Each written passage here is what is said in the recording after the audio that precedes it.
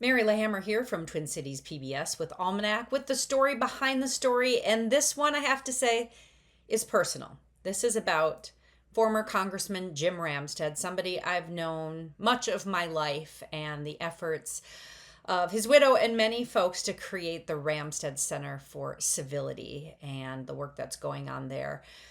Like I said, it's personal, and it's personal because my father covered Jim Ramstad. I've talked about my dad a lot. My dad's my inspiration and my hero and the reason I love politics and media and the Minnesota State Capitol. And my dad, Gene Lahammer, went way back with a young man named Jim Ramstad. He would always tell the story of this kid who came into the state senate just raring with energy and wanting to get so much done and just wanting to ram everything through.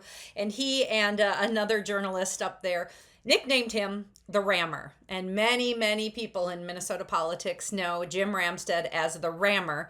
Actually, my dad is one of the people who gave him that nickname, and he really had kind of an affinity for the young, moderate, upstart Republican lawmaker from the West Metro. And what is an amazing story is Ramstad was very public about his alcoholism, and when he was arrested and woke up in jail, one of the people he called was a reporter, my dad. And he asked my dad, "Gene, what do I do?" And my dad said, "Jim, you be honest and you get help." And he did.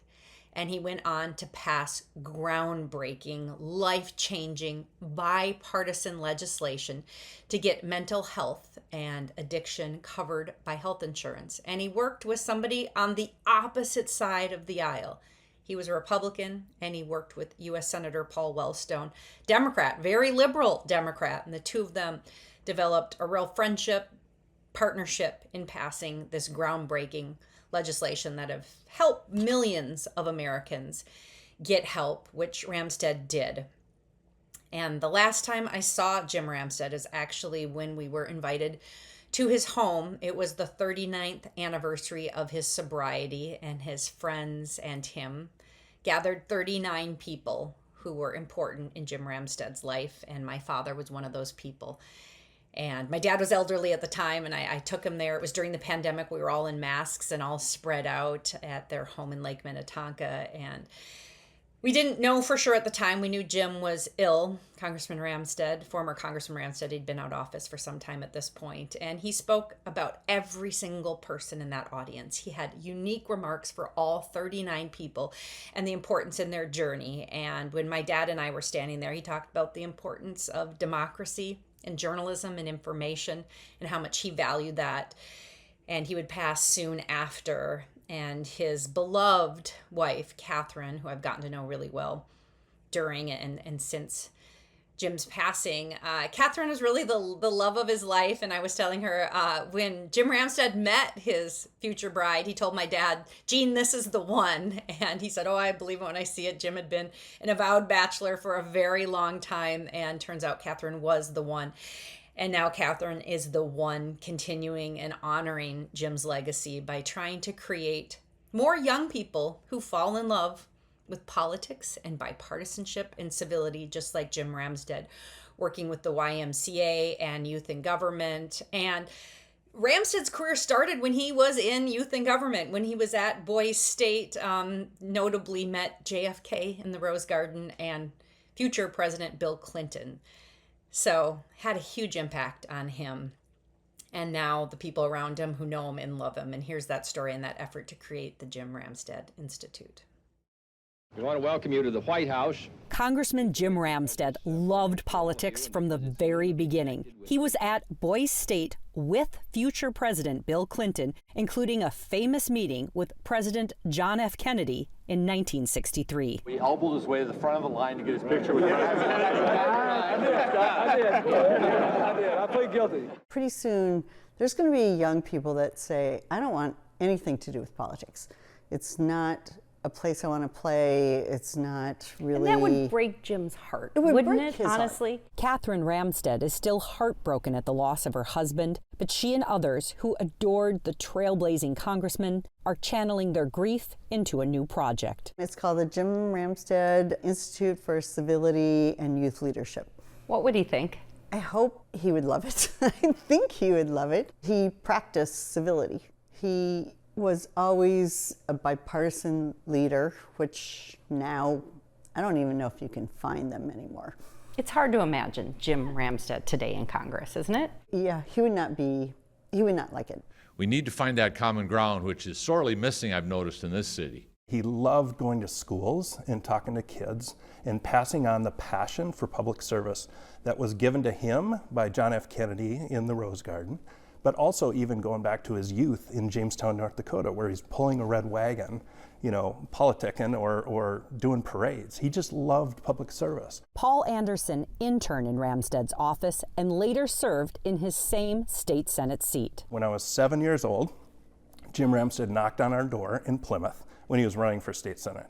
I remember that vividly. We don't have models anymore that are modeling a passion for public service and a passion for how you treat one another. We have politics over people, we have politics over policy, and that needs to change. Our conference programs, Youth in Government and Model United Nations, are run by student leaders. And so we have about 200 student leaders that help to create these opportunities for 2,000 participants.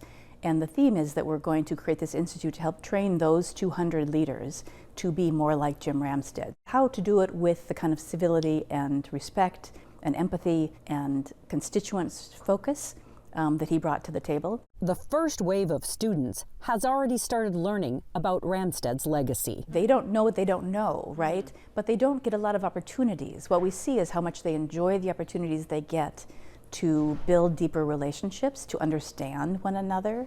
That is not a normal thing for most young people right now. Here in Wayzata, the post office is named for Congressman Jim Ramstad.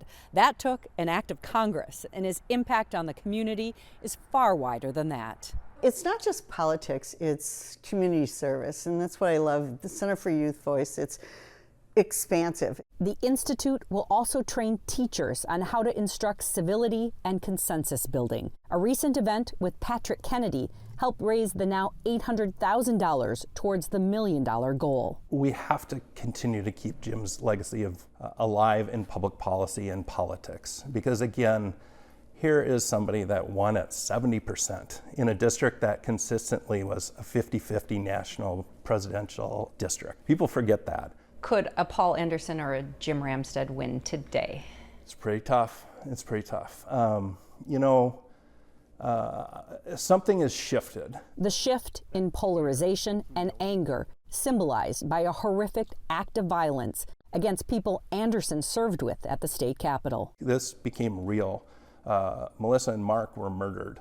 John and Yvette were shot 9 and 8 times.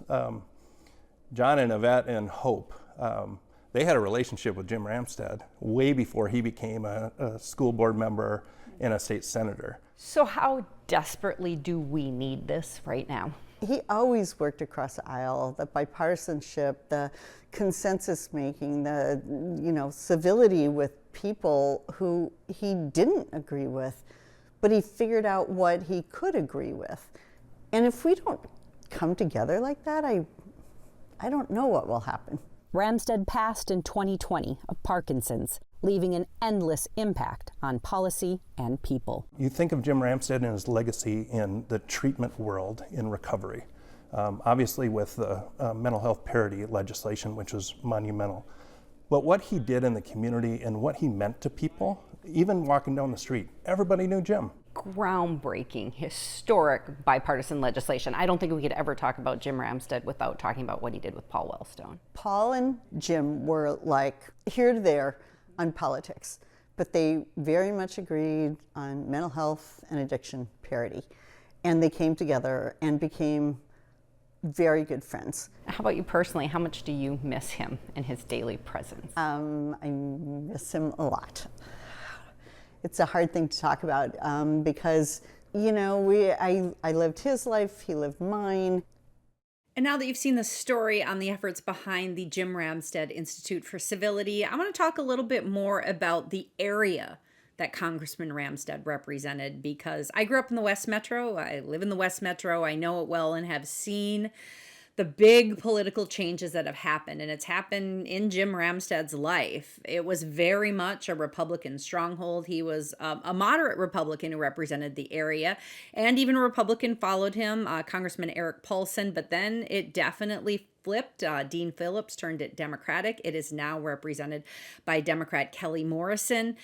Definitely has turned from Republican to kind of middle of the road competitive, and now a real Democratic stronghold. And that special election to replace Kelly Morrison was won by a Democrat, Ann Johnson Stewart. She had been in the Senate and then left and then came back. She notably is a pavement engineer and is really passionate about public infrastructure, and won that race. And one of the people you heard interviewed in that piece is former State Senator Paul Anderson. And Paul told me the story about when he was just a young kid, how he remembers State Senator Jim Ramstad knocking on his door when he was out door knocking, and that it was about 25 years later that Paul Anderson would hold that very same seat of the guy who knocked on his door and made a real impression on him and went on to mentor him, and he interned with him and really inspired him in politics, and such a unique form of politics that Jim Ramstad practiced. Very bipartisan, very moderate.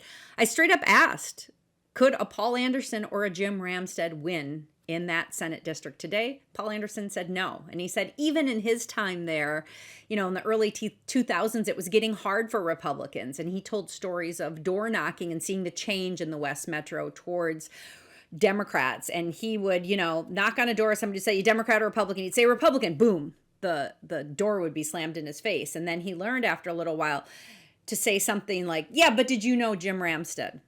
And now you start to hear that phrase of folks saying that they are Jim Ramstad Republicans. Very recently, I interviewed the mayor of Wayzata and asked him to describe his politics because he ran as an independent. And he said, yeah, really, I'm a Jim Ramstad Republican, but that doesn't exist anymore. And you've seen so many changes in the party, and Wayzata exemplifies a lot of that. And Jim Ramstad loved Wayzata. The post office there is named after him. He was so involved in his community, and not just the community around Lake Minnetonka and Wayzata, but also the recovery community. I've talked to so many people that he mentored in sobriety who are also battling alcoholism. So just a huge impact, bipartisan work, community engagement, and interesting to hear so many people say, what would Ramstad do in this day and age? So this is a broader part of our reporting since the assassination of Melissa Hortman and the shooting of Senator John Hoffman. And Hoffman and Ramstad knew each other. That's another amazing connection that the two of them had. And since those horrific acts of political violence in Minnesota, we've worked really hard in our reporting, and in my work in particular, to try to bridge that political divide and try and address polarization and show people working together. So I hope you see this as part of that ongoing effort in our reporting. Thank you.